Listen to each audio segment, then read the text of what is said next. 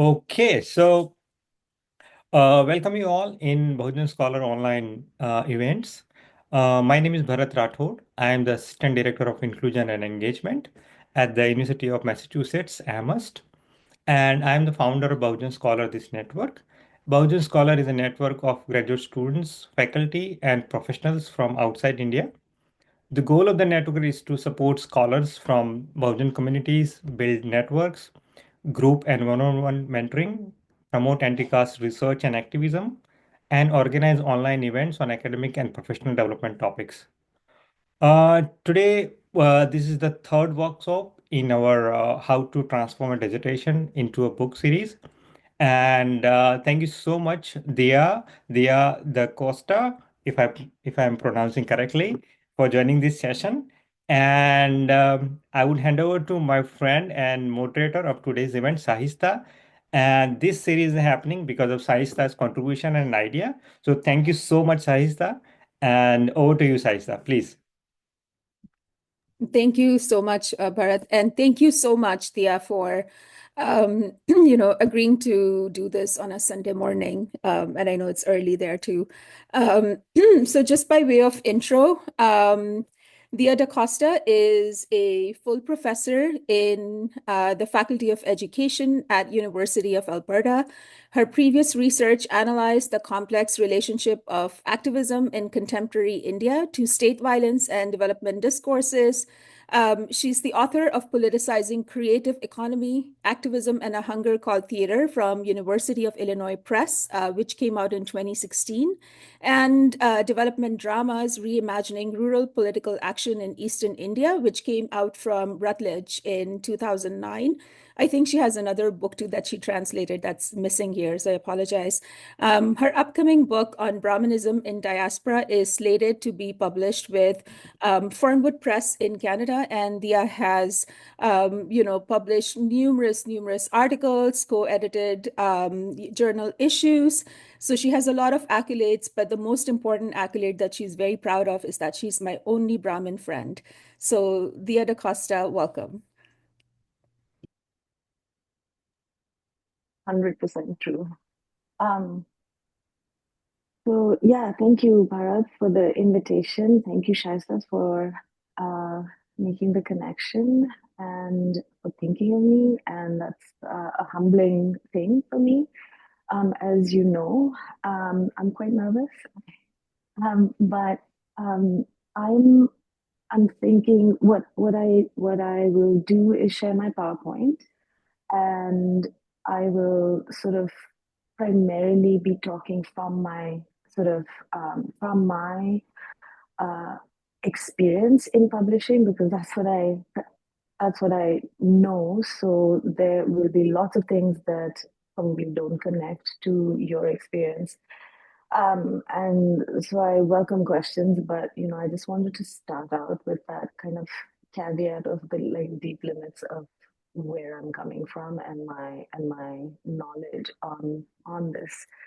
Um, I'm I'm also realizing that, Bharat, you said dissertation publishing process. So I haven't actually focused only on that, like dissertation to book. I've focused generally on the book process. Okay. All right. So let me share my screen and get started. Um,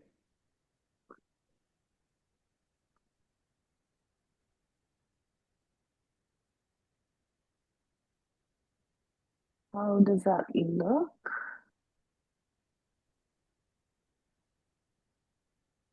Okay, great. All right. So, like I said, let me hold on 1 second. I'm just gonna remove myself from here. Okay, there we go. Um, this is my kind of book publication history. I'm not gonna really talk about the one that is not yet happened, because it's not yet happened, and I can address it if there are questions about that later. But I just want to go back to where I began. Um, hmm. Okay, there we go. Um, So this, can you see my cursor?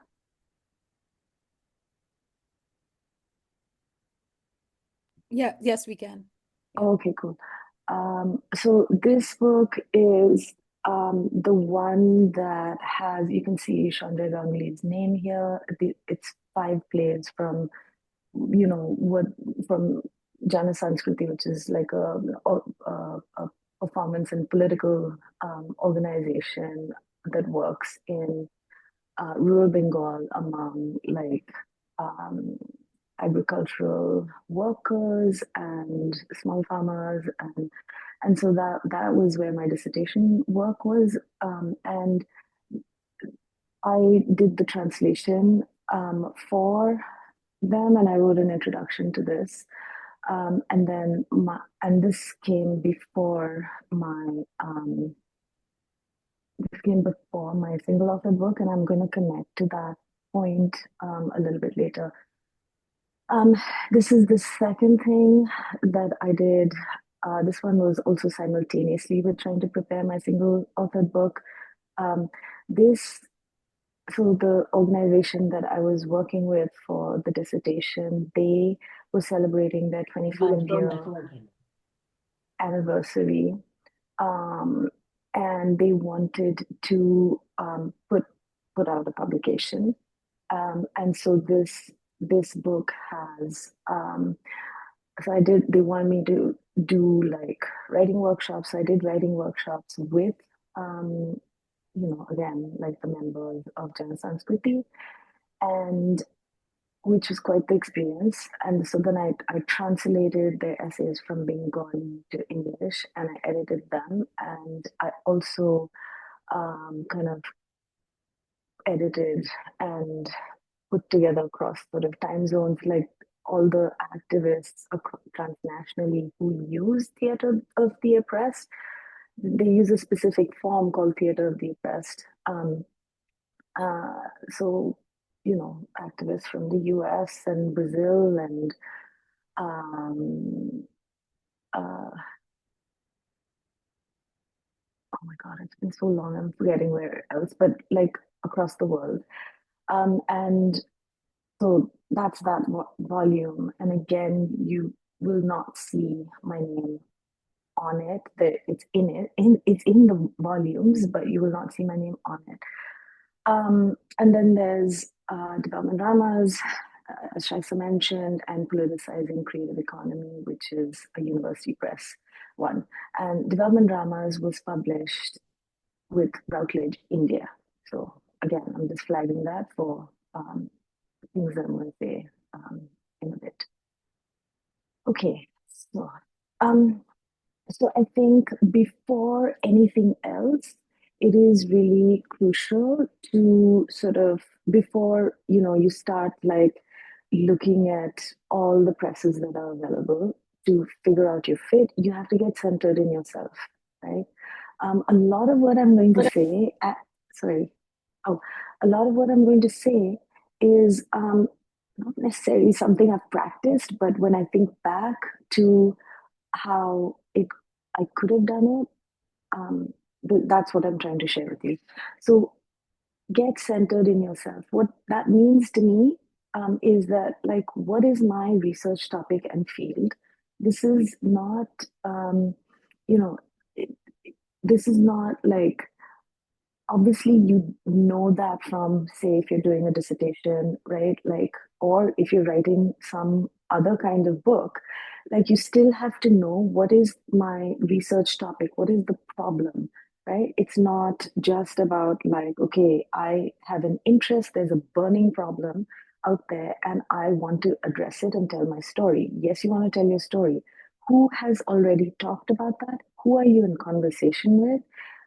So there's a book called They Say, I Say, which I think is quite useful to get a sense of how to sort of, you know, situate yourself within a field, right? Like a conversation, having a conversation, because you are an entrant into an pre-existing conversation wherever those conversations might have been happening.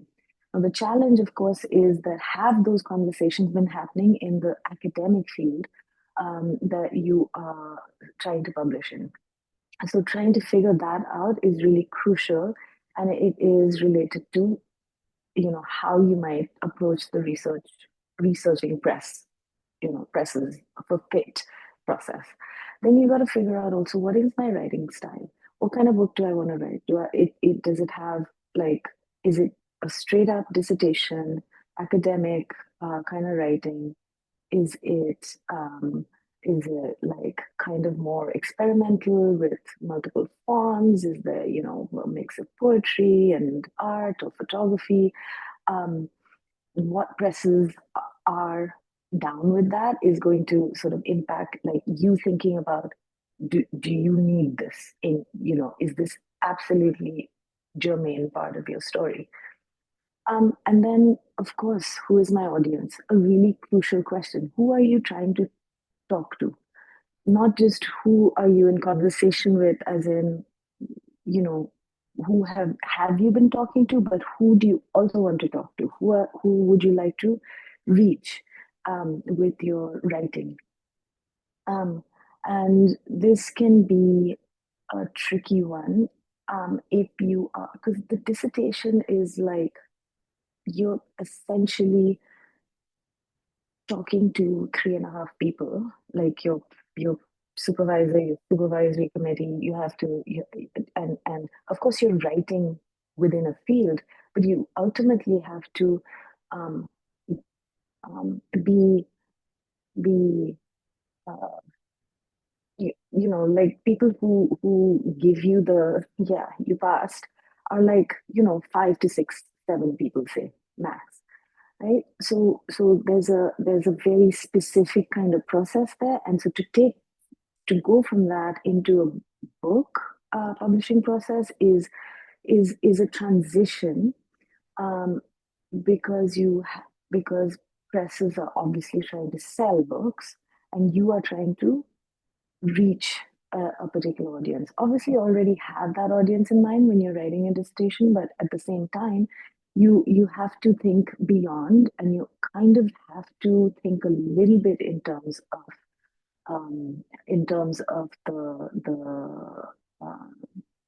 the fact that a press needs to frame a project in a certain way, right? And then I think um, the the career demands, right? Your career demands in the immediate and medium term. I think this is a really kind of, for academics, for students, for postdocs, for junior scholars, for all of everybody really, except people who don't have to care about this at all. If you finished, like, going through tenure track and such, you have to think about, what are my career demands. So what that means is that in the immediate term, I feel like I'm not answering a particular question. Is there oh no, that's not chat. Um, what that means for me is that in the immediate term, what will and I will say that again, like, my experience in doing this was like uh, it started 25 years ago, which is a very different time, right? So I think that it is really crucial to recognize how much more pressure there is on graduate students, how much how, like, certainly in Canada, like, there's so little funding for graduate students, and so few opportunities for postdocs. If you're an international student, that shrinks even more, right? Like, there's practically nothing. So there's lots of those kinds of pressures that they were there for me, but they're so much more like extreme right now, and the world is burning in an amped up way.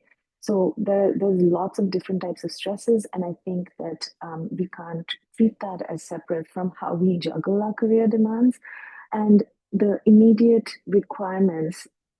So you have to, I don't know, I'm just going to assume that everybody is thinking in terms of, okay, if you're aiming for an academic job, it would be really, really crucial to make sure that you are talking to mentors, to talking to people who you in your department, people who you, or people if you're on the job market, people who you hope to work with, or people if you're like in a tenure track job thing, for example, talking to them and saying what actually counts. And you know, I would say that I had this conversation with people that were going to be checking my file, and they did say that, you know, the kind of community research that I was interested in counts, but it didn't. It really didn't. It didn't because it count as informatics. Um, it didn't because, you know, I was like the first to the plays, you know, that the translation of the plays, and then the co-edited, the sorry, not the co-edited, the volume, the edited volume. Those two were published in local kind of Kolkata presses, and they don't have any kind of reach except within the international kind of theater of the oppressed community. And you know, the people who read it were primarily kind of theater scholars, or activist performance, like activist theater scholars, political theater scholars. Um, but but they didn't count for metrics. And for me, I don't think I'll do anything differently, but it did mean that my single author book came out after, and really that is what in my career, that is the one that that is the one that counted. I was never able to make it legible what I was trying to do. I know that there are people who have done similar kinds of like edited volume, or you know, co-authoring with activists. They've done that kind of work and published with really important presses in the US. That was not my approach. And you know, that was sort of accidentally not my approach. I didn't know better, but also I don't even like in retrospect, I don't think I would do it that way. But regardless, I think it's important to recognize that uh, community research, you're only one person. There's only 24 hours, and you have to figure out what your immediate term career needs are and demands are, and plan it accordingly, right? Those who have the privilege, such as myself, of doing that, um, have the privilege of doing that. And those who, you know, might have a harder time with juggling this kind of thing, you know. But at the same time, a lot of this kind of research is inseparable from community demands. So I'm just putting it out there that these are things that you have to really be intentional in thinking about. I see questions in the chat, and I just want to oh okay. So I'm gonna go to the next slide unless there are questions about this. Okay. So then, what kinds of presses are options? I just want to give a quick overview of the kinds of presses that exist, right? The university presses, the basic thing is that they're financed and housed within universities, the academic publishing houses with a university name attached to it. That's how you know it's a university press. And they have the like primary academic status. They really count for merit and metrics and such. They really they matter, right? In the yeah. And some of them have specific regional branches, right? So like Oxford University Press has a branch in Pakistan, Cambridge University Press has a branch in Pakistan. And then there are also what's known as scholarly presses, which are academic publishing houses, but they're not attached to a university. Examples of this are Routledge, Great Macmillan, Brill, Pluto, Burso, Fernwood, Leftward, Orient Longman, Manohar, Navayana, Yoda, University Press Limited, which is based in Bangladesh. right? Like, so you're familiar probably with many of these names. And so, yeah, I'm just giving examples of the different categories that I'm speaking to. And some of these specific regional branches also have, some of these presses also have specific regional branches, such as Routledge. Then there are trade presses. These are non-university presses, and they're not exclusively academic publishing houses. So if you're interested in publishing fiction or something like that, or even self-help, I mean, I'm just saying that because that's the kind of range that they would publish, right? It's not specifically an academic publishing house. Again, in terms of immediate and medium-term career demands, you should check with your department if these kinds of books count, right? If these kinds of presses count. For some, absolutely it counts, right? Because it's like, oh, if you can get published with a major, if you can get published with a major trade press, and you're taking your dissertation and you want it to be a popular press, it counts, right? But not everywhere. So you got to be really clear with, um, you know, who's judging your the press that you're going to choose to publish with. On the other hand, if you have the capacity, or you have the if you have the capacity to not worry about that, then you can pick from any of these that most suit your needs. Then there are also indie presses, like non-university, small production, small budget. So then of course you get more focused attention in that sense. And examples of that in the Canadian context is like Between the Lines is one. Grey Wolf Press is one in the US. I think Akashic is also in the US. Then I've only recently come to know about Ruby Van Brum's Adivani Press based in India, of course, and Yogesh Maitreya's Panther's Paw, which you also would be familiar with these kinds of things. But that's the examples of indie presses. And there are tie-ups, right? So there are tie-ups between university presses and Fernwood, for example. So Columbia University will publish a book.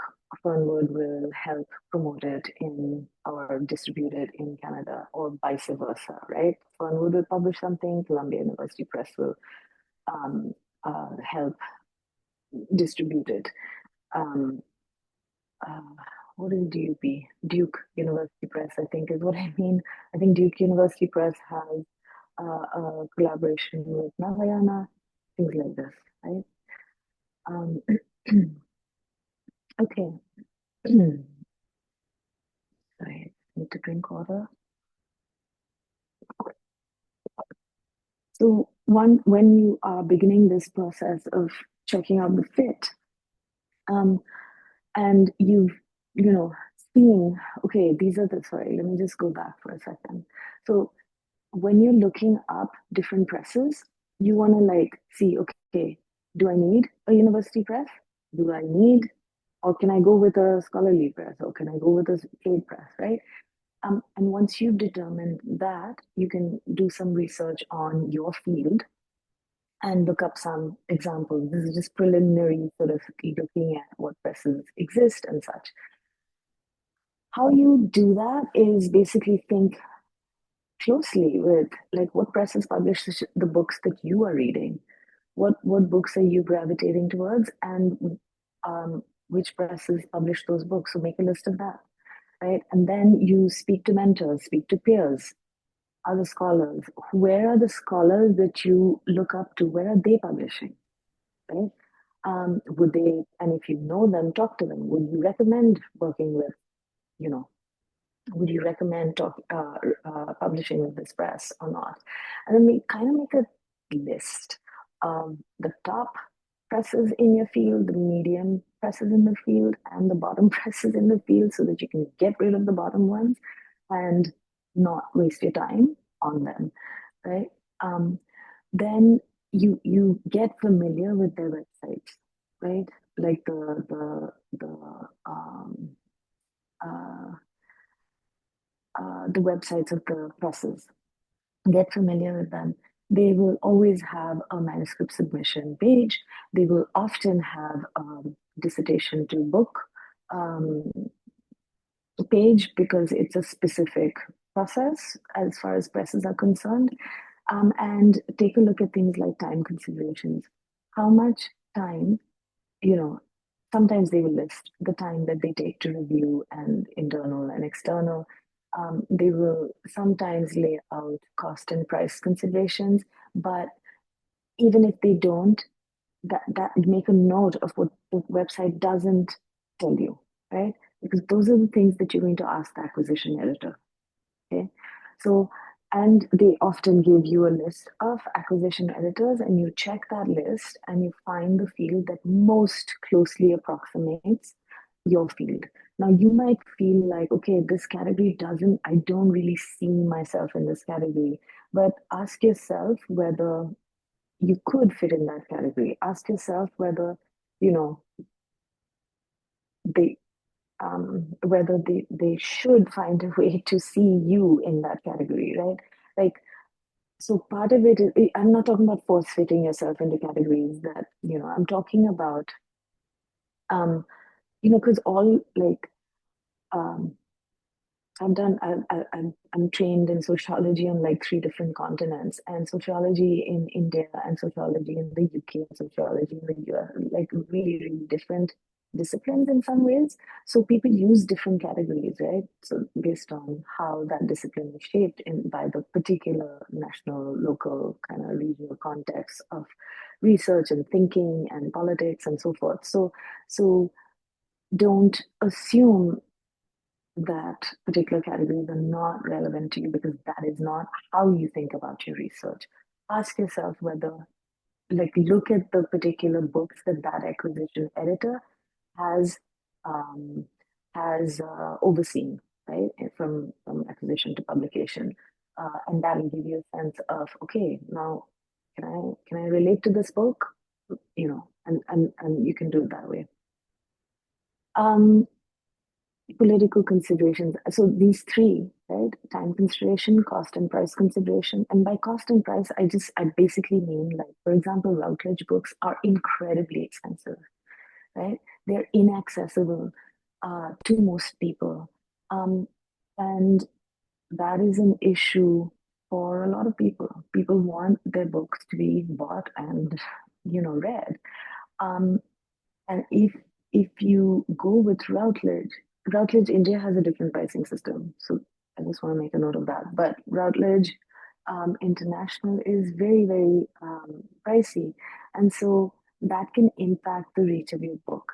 And so those things are considerations, right? So that you will not necessarily find on the presses are not going to say, this is how much our books cost, but you can like kind of easily look that up online. So that's what I mean by cost and price considerations. Um, but do they have an e-publication option, right? Like, do they do ebooks? Because that brings down the price of their books. So and more and more libraries are buying ebooks, so make sure that they have that kind of option. Political considerations, of course. Again, this is not something that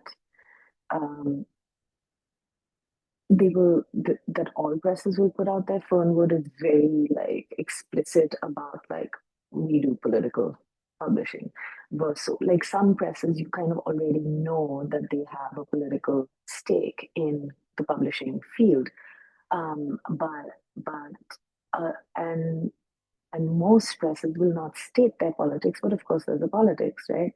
So that's also sort of kind of the conversation to have with your acquisition editor. And then based on thinking about this kind of thing and talking to peers and mentors and scholars in your field, you want to make a long and short list of ideal publishers for you. Okay. Because those are the things you're going to talk to the acquisition editor. That's how you will figure out, okay, I'm going to talk to these acquisition editors first because they're part of my shortlist, my ideal shortlist. Okay. Um,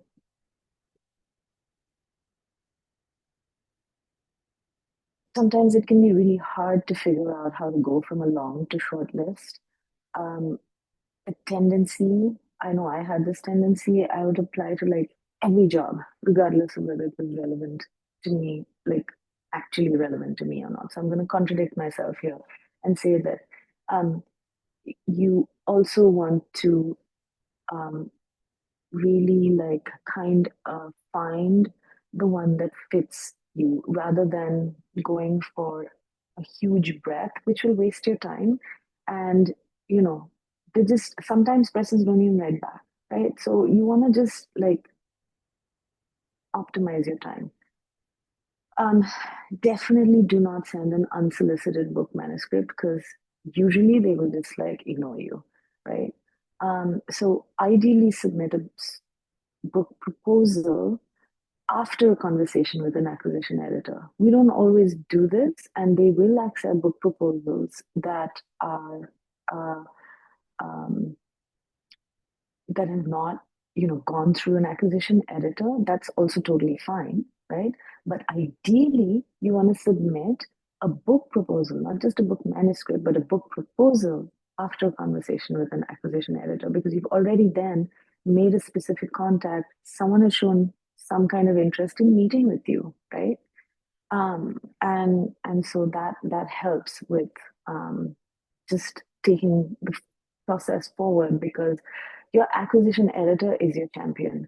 And I'll talk a little bit more about that. So you gotta like really make sure that they believe in your project, that they are invested in this, because they're the ones who are going to be like arguing for you and for your project with the press board and the rest of the editors and whoever's actually making the decisions.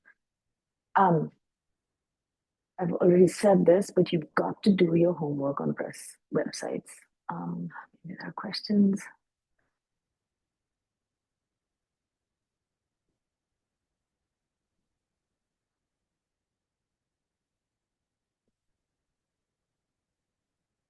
Okay.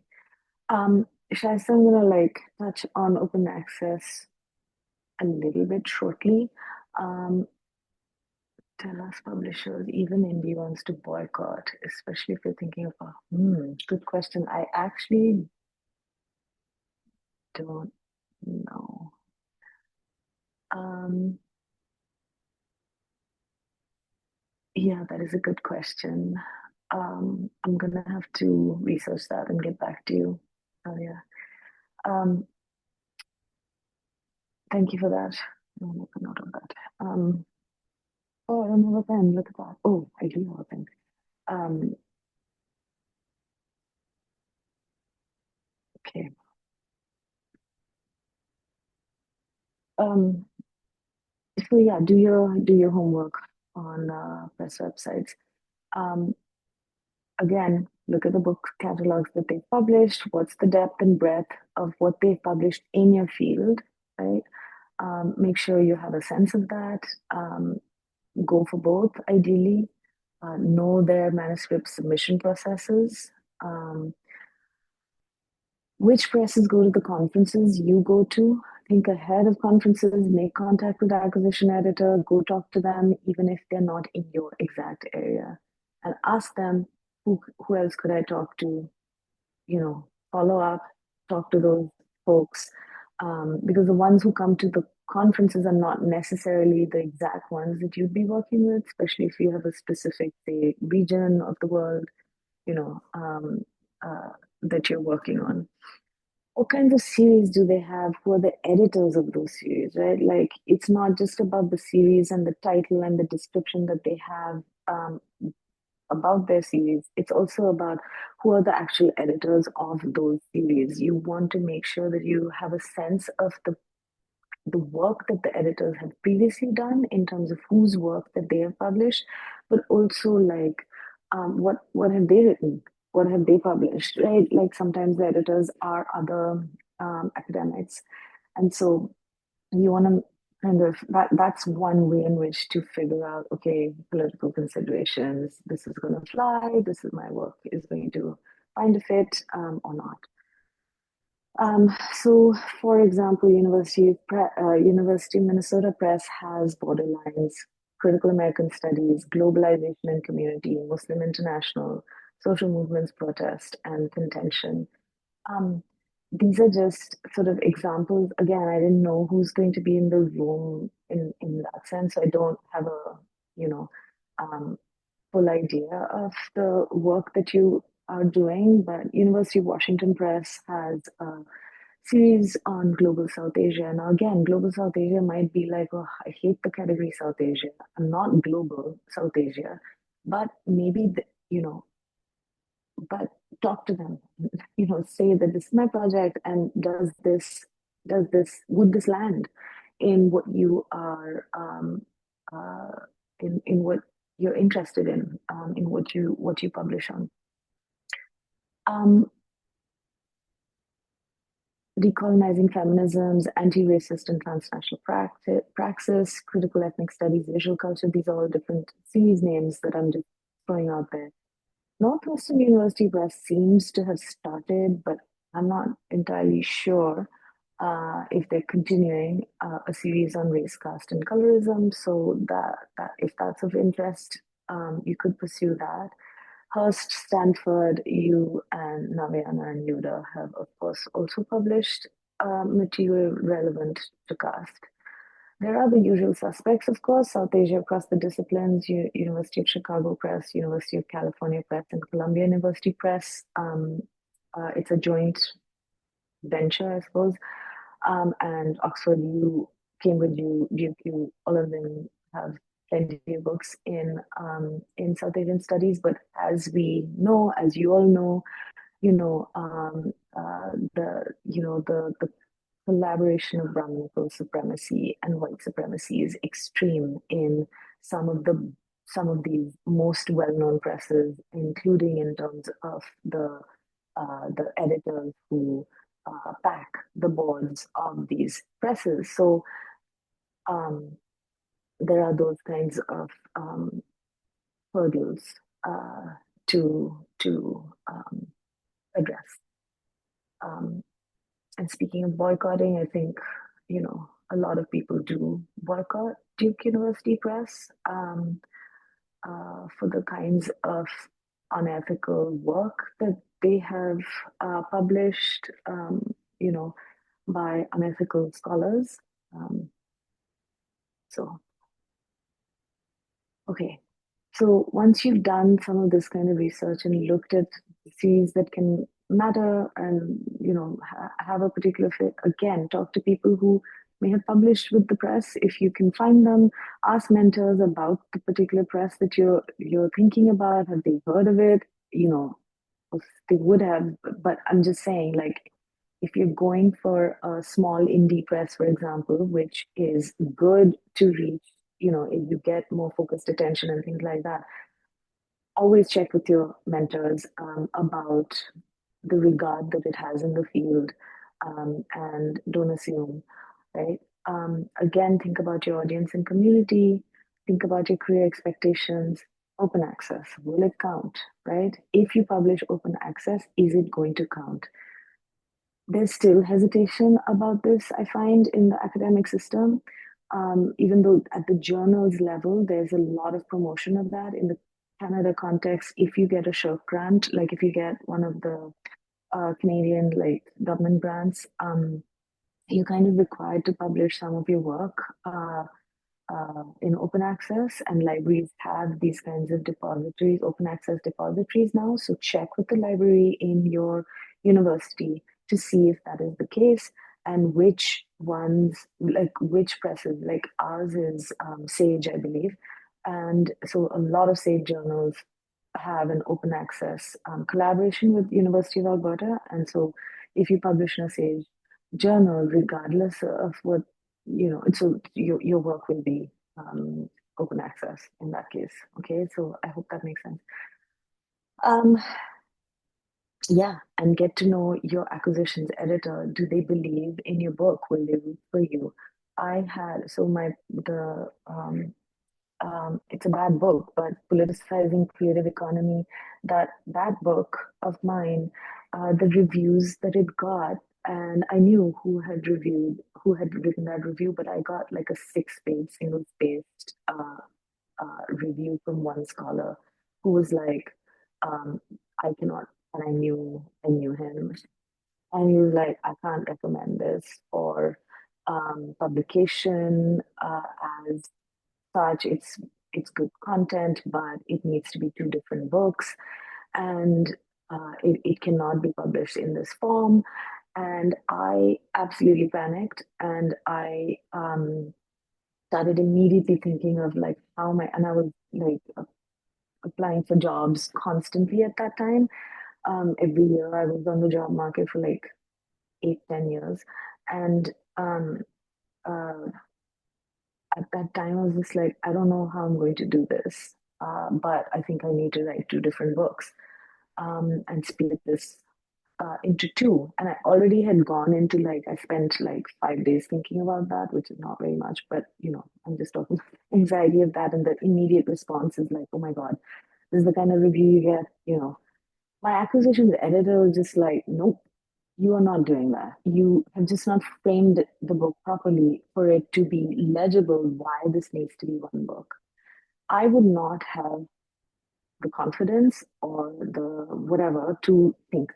I would not have had that. So when I say you need your acquisitions editor to believe in your project, you need them to believe in your project at every level, right? Like this kind of thing is really, really important because they will help you sort of they should. A good acquisitions editor will do that for you, right? So it's really crucial to have those kinds of conversations rather than go into oh my God, I got this review, because everybody gets like really terrible reviews. Some scholars, Bahujan scholars, Muslim scholars get incredibly hostile reviews. So that experience uh, is a very important one. Um, uh, yeah. Um, Price. Is it hardcover? Is it paperback? Is it ebook? Is it open access? Right? And I'm going to talk about open access a little bit more in a minute. But when you're thinking about price, these are the considerations that come up. Already, I mean, I think hardcover and paperback, it's obvious why there would be a difference between those. Ebook, I've also mentioned that, because there's not actual printing cost, like that makes it cheaper for the press. Um, Open access sometimes has to do with the author paying, actually. That's what makes it open access. So if you have a grant that enables that, great. If you don't, then that is not accessible to you, actually, right? So, and some, of course, there are some presses that do publish open access, like the book is just available online. If your book has images, right? Like if images are a crucial part of the stories that you're telling, obviously you need copyright for anything that you haven't, taken yourself or produced yourself. And that raises the cost of production. Okay. And that's why I'm talking about it in this category. Because images raises the cost of production of the books, you can sometimes be asked for subventions. Subventions are what university presses, or say from your grant, you can pay some amount of the cost of producing your book. Okay. Now there is a again, there is a thing that this is a thing you need to talk to your mentors about. Some will say that you shouldn't do that because it looks like you are paying to publish your own book. But if it's a subvention, it is a very partial amount of the total cost of the book production. It's to help alleviate costs. And this is maybe this is more common in Canada because Canada is not flushed with the kind of money that university presses and presses in general in the US has.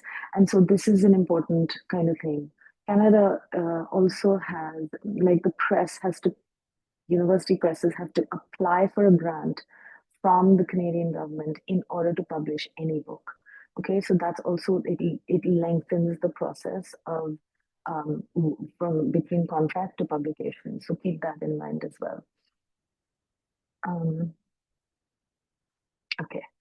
Open access, like I said, there's an author pays model, like Shikha was talking about, and there's a no author fees and freely available on the internet kind of model. There are directories of open access books, there's a directory that's literally called Directory of Open Access Books. You can browse that by publisher. There's also Internet Archive and these other ones that I've listed here that all do open access books. So get familiar with these kinds of books. Again, this is very unfamiliar terrain for me because this is new, right? I have published not in open access, and so I'm not really familiar with this. And I think that if this is a key question that you have, I would ask your librarian and your graduate chair to organize a workshop with someone who understands the copyright issue, someone who understands the process, and have a graduate chair there to talk through, you know, what kind of regard does this kind of thing have, right? Because it's going to be specific for every context, right? So it doesn't actually make sense to say that this all works out the same way. Royalties range between 8 to 15. 15 is super high, but just to give you the range, right? It ranges from 8 to 15%, pretty much across the board. You can also get advanced royalties, which is super rare. All that means is that before you have uh, given your book manuscript, the press can give you an advance on the royalties they think that you are very likely to get. And I guess some people use that to do research, further research or something like that, or take time to, write their book. I'm not sure actually, but it is quite rare. I will say that. I think professionally and cordially, you can ask for more if it's an ebook, right? Because again, ebook royalties are more because in part because the cost of production is less. So I think if they are doing simultaneously an ebook, then it is fair to ask for more than they offer you in the first place, based on that criteria. Copyright, of course, right? Who owns the copyright? Can you publish? What can you publish? If you say already published part of your dissertation in journal articles, how much can you have already published from your dissertation if you are turning it into a book, right? So usually they will say no more than 2 chapters should have been published already in a journal. Okay. I didn't know this, but you can apparently also, when you are having the book contract conversations, you can also ask for more author copies than they give you, uh, as opposed to royalties. So for some people, the royalties can amount to nothing, right? Like me. But you can get more author copies. So you can actually reach and give copies to, your audience, the people who um, you want to give copies to, right? So that is also an approach. I didn't know you could do this, but apparently you can. I think I already talked about this. Oh no, I didn't. Talked about advanced royalties. Advanced contract is again quite rare, but it's basically a contract that you get before you've submitted your full manuscript, versus a full contract which you get when you have submitted your manuscript to the press. You then ask about internal and external review processes, right? Who is doing the internal review? What are going to be the criteria and considerations? What is the external review process? How long does it take? What are the backup options? I have concerns with these types of reviewers? What can you assure me about that? All of those questions are, and these are all questions to talk to with your acquisitions editors, okay? Um, uh, in addition to what I've already kind of shared earlier.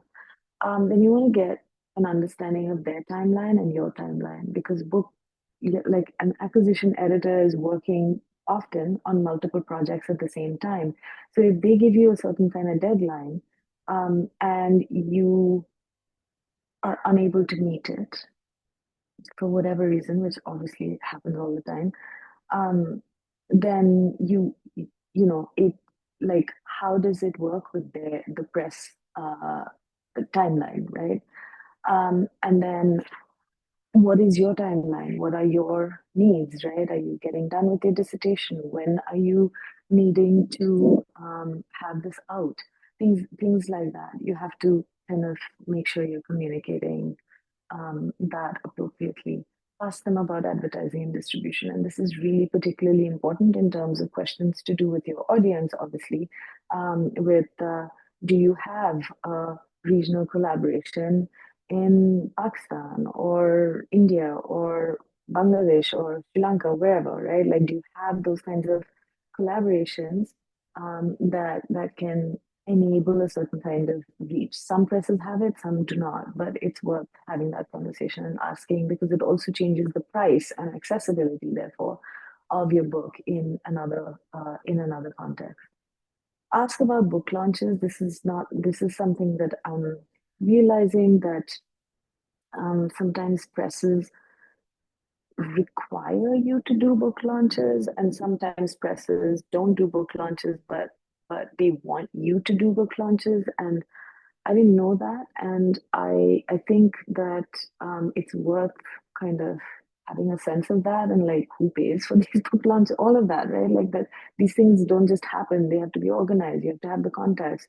You have to have, money to travel or to do this kind of thing. So ask about that kind of thing as well. And if they don't, they don't. That's fine. But that could be part of their distribution process, and you want to be clear about what it actually entails. Okay, so this is from my library, and I've provided the link there. This is a guide, this is like a list of search engines and repositories of open access material. Okay, so I think if you're interested in this route, you should visit a website like this, or maybe your library also has this, and make an appointment to talk to a librarian and a grad chair together about this kind of thing. Um, uh, yeah, and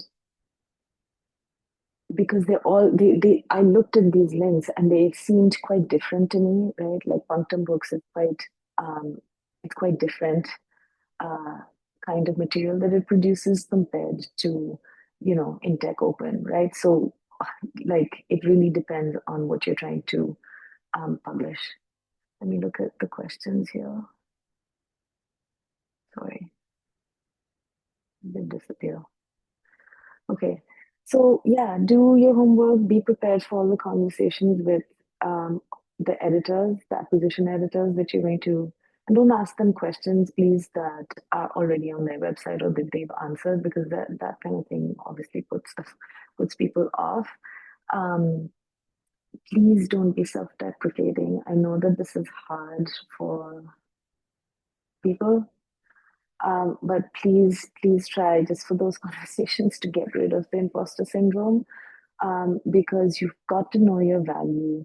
Because, not only like without authors, publishers wouldn't have books to sell, but like without the kind of knowledge that you are producing, especially in the Dalit Bahujan community, like there would not be um, the growing understanding of Brahminical supremacy and this kind of violence. Like, it just wouldn't be there, right? So please do not be self-deprecating, and don't think that this is not something that you are worthy of, right? Think of figuring out your fit with the press in terms of, are they good for me, right? And my project, like, will they get it? Right. Okay. Yes, I should. Chester would boycott Duke. Um, Self-publishing and such publishers that assist in self-publishing. I don't really know about that. I mean, I know that you can kind of, yeah, honestly, I don't want to like speak to something that I really haven't thought about and don't really know about. I'm sorry, I don't really know what a self-publication process entails. I know you can kind of write a book and sort of print it and sell it on Amazon. Um, and that means that you could have a big reach, or it does not, or you could have not a very good reach. But I don't think that that's what you're talking about. Maybe you're talking about other kinds of self-publication processes, but I'm really not familiar with it. I'm sorry. Um, I think because the rejection process is hard, and like especially first book processes, very first book proposal processes, you're doing something that's unfamiliar, it's new, it's a particular form of writing, you know, it can be really like demoralizing to have rejection after rejection, especially if you're also applying for jobs and getting those rejections, right? So it can feel pretty bad. But I'm just again speaking from lots of experience on that. But um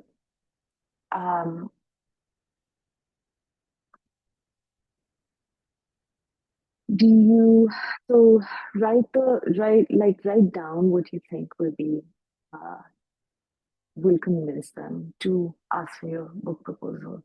Like actually write down, this is topical because this is significant because this matters because like really try and like nail down that one sentence, two sentences, three sentences max that will convince someone to think about your book. And this is like a really hard thing to do, but I think it's quite important. And we're all still learning how to do that, frankly. But it is important. Um, yeah. So I've already said that there's specific information about that. Of course, be cordial and professional, but you uh, must at the same time be confident and convincing, right? But that doesn't mean being, I don't mean overconfident, is what I'm saying, because they want to see that you are in a learning process and a conversation with them. They do want to see that. Okay. Um, Please make sure to ask them what happens if you don't meet the deadline to submit your manuscript that's written into your contract.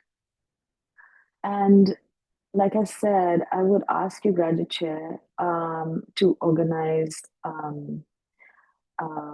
presentations and meet and greets with editors of various presses in your field. Um, we did a little bit of that at U of A, but and I think it's interesting the kinds of conversations that leads to among students and with students that I didn't anticipate. So it's useful for students to see that, oh, this is what it looks like.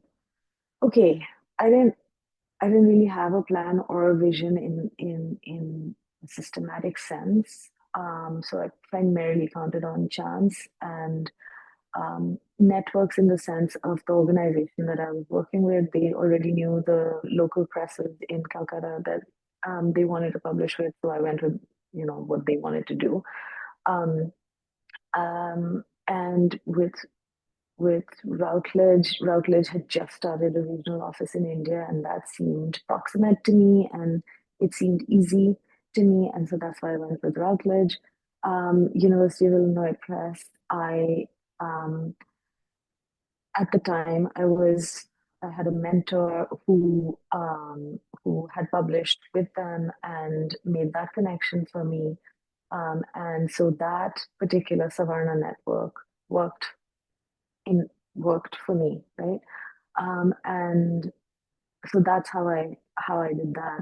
And I would say that Fernwood is the only one that I have like sort of intentionally sort of picked in a certain sense. But try to have a plan and a vision, because it also helps you sound grounded in your project and have that kind of conviction, right? I think I would rethink publishing in a series. My politicizing creative economy book is published in a series called Dissident Feminisms, and I think I would rethink that, because part of the thing with series is that they promote it to a very particular audience, which means that it loses to some degree. Not that they're not promoting it in general, like the breadth, right, in general, but it does mean that it's going to a specific kind of audience more.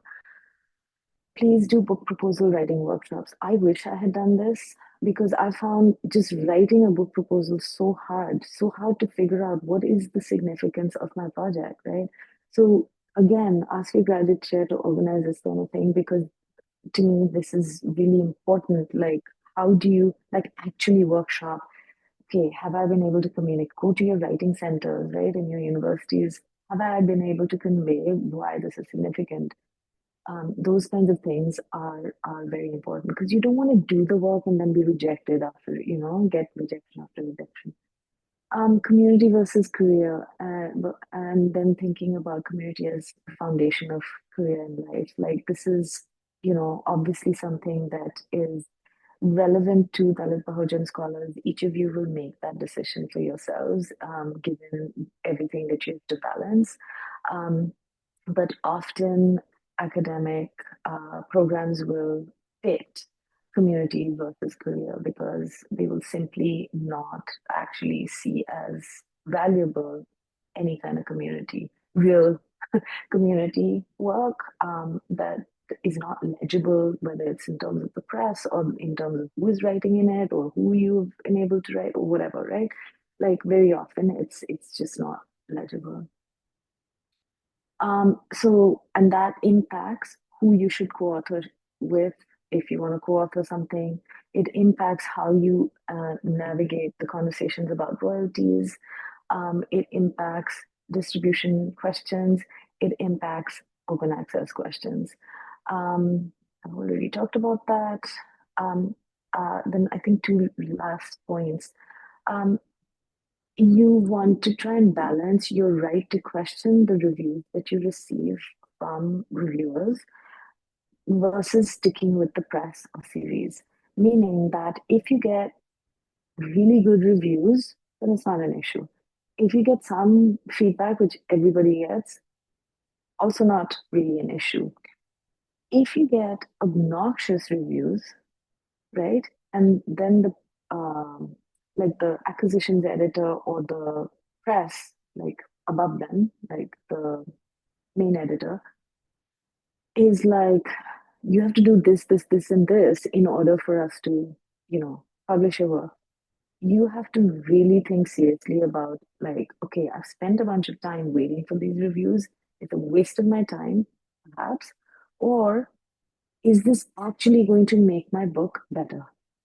Because sometimes it's really hard to, sometimes it's like, this is obnoxious and the decision is very clear. I've wasted my time with these guys and I gotta go elsewhere. Sometimes it's super clear. But sometimes it's because reviews can be obnoxious, figuring out, and I think this relates to the next point as well, figuring out, like, is this comment put obnoxiously, but I have to address, if I um, but there are obnoxious people in the world who will read it and have that obnoxious reaction. And so I need to figure out how to preemptively write that um, uh, into my book, right? So it makes your book stronger by taking on, rather than saying that, forget this. Like, I think this is an obnoxious review, right? That kind of thing. And so that to me is about the knowing the limits of my knowledge and my ability to frame it in a way that is going to reach an audience that is necessarily going to be differentiated. It's not only, I'm not only talking to the people I want to talk to, right? I'm talking to a whole host of people.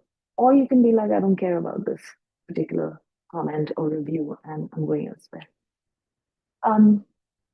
So I think I'll stop there and check, stop sharing as well, and I will check the chat for questions. I don't know if that was like very basic and not particularly helpful. And it's clear to me that there are questions around things that I really don't have experience with and I don't know. So, okay. No, this was really useful, Dia. Thank you so much for going into so much detail. If there are any questions, you can either put them in the chat or just raise your hand.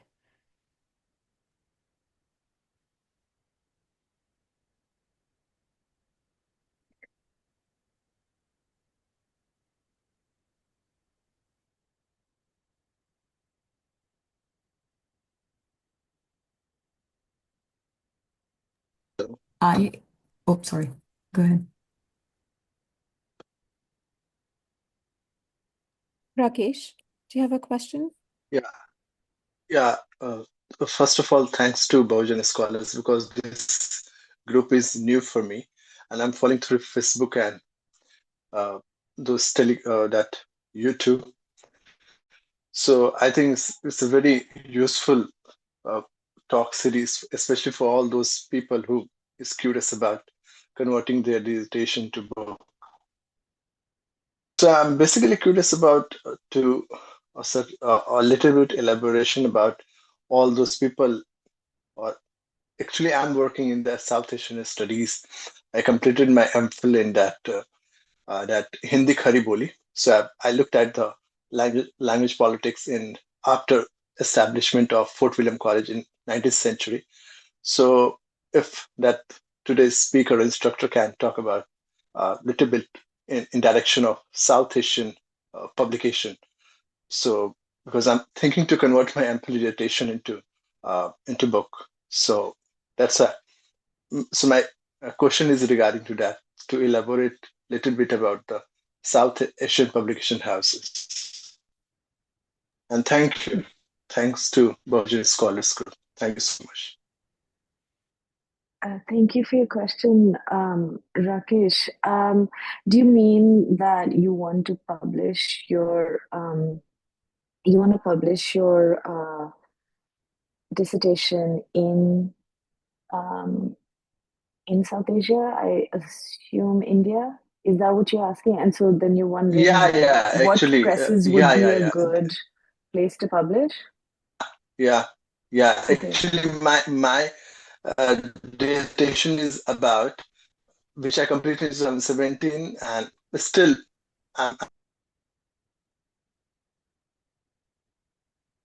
You're breaking up a little bit, so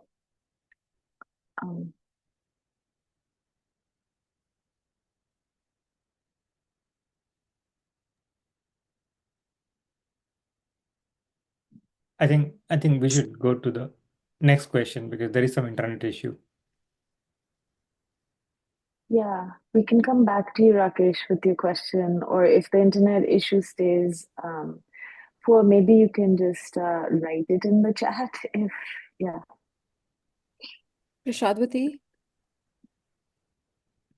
Thank you, Professor. This was really useful. And I have a question about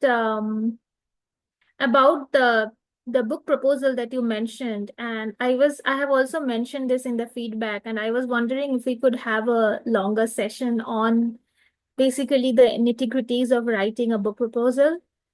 I think that it's like the most important document when we are approaching a press, because that's what, is going to tell them what we are doing and what we have.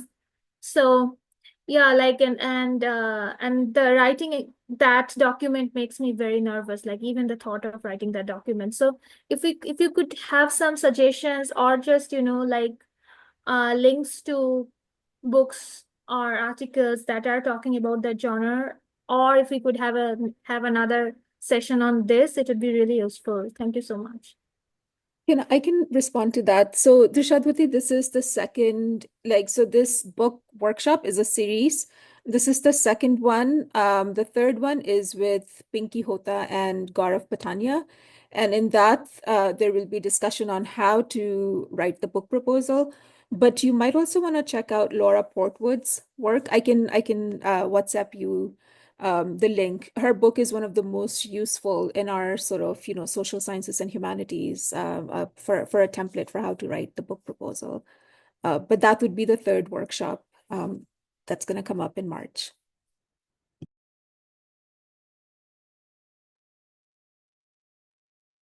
I couldn't have given you that recommendation, so thank you, Shaista.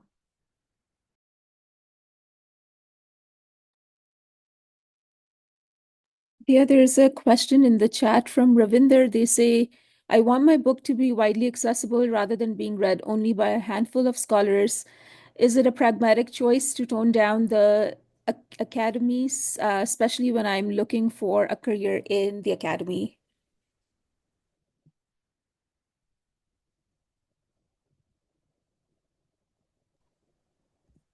Thank you for that question. I think that academic writing can be so stodgy and terrible. Like we're taught to write in ways that just are not very legible. So I think it depends on what you mean by academies, right? Now, if you're talking about like I'm going to pack my sentences with concept after concept after concept after concept and jargon, then yeah, it's going to be super inaccessible. And that is, not the kind of academic writing that is valuable even in academia, right? So you want to figure out how to make your writing accessible, but if you're aiming for a career in academia, I would you still have to do the academic thing of like they say I say. You still have to make sure that you are situating yourself in a field of a conversation that these are the things that I am interested in talking about, and this matters because these are the kinds of conversations people have been having, and this is my intervention in that existing conversation. Like, if you are able to do that in an accessible manner, then you've situated yourself in relation to concepts, right? And your argument in relation to concepts. You're not just literally stringing a bunch of concepts and expecting people to understand that. You have to, like, situating yourself in relation to concepts and theories allows your work to become accessible, right? Both in academia and more generally. So I think that it's never a bad thing, but this is my opinion. I think it's never a bad thing to drop the academies if by academies you mean that um, you know, like I don't know, sociology has this thing of like, I'm going to the point of an article ends up being like, I'm going to enhance this concept. It's like, what's the point of enhancing a concept, right? Why not? What does that tell you about the world? Or what does that tell you about, you know, whatever experience you're thinking about, right? So sociology tends to do that kind of thing. I'm dissing sociology, it's fine. I've been trained in that discipline in multiple contexts. I'm especially in the US, I find that it's just like all about, oh, social movement. I'm using a social movement framing or whatever, right? And social movement framing is enhanced as a concept. If you look at this, it's like, what, that's what's the point in that, right? If you don't convey the point in that, that is already not accessible. And so, yeah, I would drop that kind of academies, even if sociologists, because there are other sociologists who do it better, who do it more accessibly, and find them, find your people, right? And I think that's what I think, trying to say is that this is ultimately, again, like so much of life in the academy and so much of life in general. Find your people in politics, in writing, in publishing, and your community. Like it just, yeah. I hope that answers a little bit of your question. Thank you. Thank you, Dia. We have like 10 minutes left, so I want to read another question from Preeti, who's appreciating the session, and then they are asking if there are any South Asian publications or journals which prefer feminist researchers. Like, do you mean located in South Asia?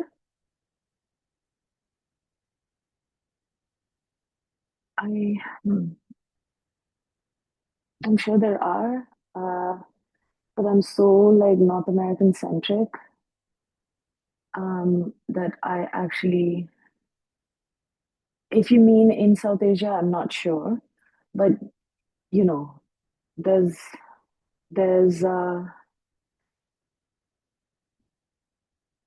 oh yeah, sorry, I thought you meant journal articles, like journal publications. But yeah, Zuban is definitely one of them, and there are others. I should have done this kind of like, but I can do that work and send a list.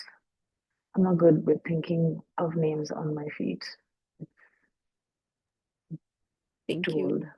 Oh, and there are quite a few journals actually, but it also depends on what kind of feminist you mean.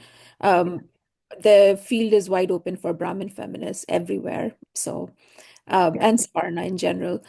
Are there any other questions?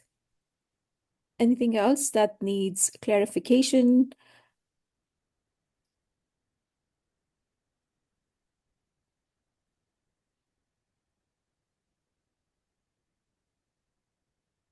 Okay.